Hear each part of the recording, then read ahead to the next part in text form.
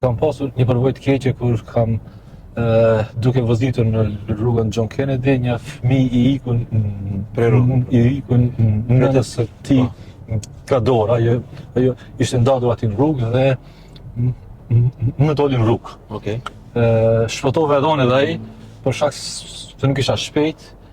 Fëmia u godit këtu në pjesën e të ndofullës, unë u shqetësova shumë, por pastaj e pam që nuk ka qenë ndonjë shqetësim edhe vetë prindërit të deklaruan se unë nuk isha fajtor dhe as nuk më ngrit lëndë, por vetëm të kisha qenë shpejt, ai fëmijë nuk do kishte shpëtuar, por as unë nuk do kisha shpëtuar. Dhe pas asaj ka qenë leksion që do duhet çdo herë të pozitesh në mënyrë të kujdesshme duke i respektuar shenjat për shpejtësinë dhe shenjat e tjera të komunikacionit, për shkak se është çështje e sekondave që mund të përfundojnë me fatalitet, pastaj të pendohesh gjithë jetën për të mos mund të ta kthesh më atë gjendje të cilën e ke shkaktuar. Ose burgu është shumë më i lehtë se burgu i ndërgjegjës.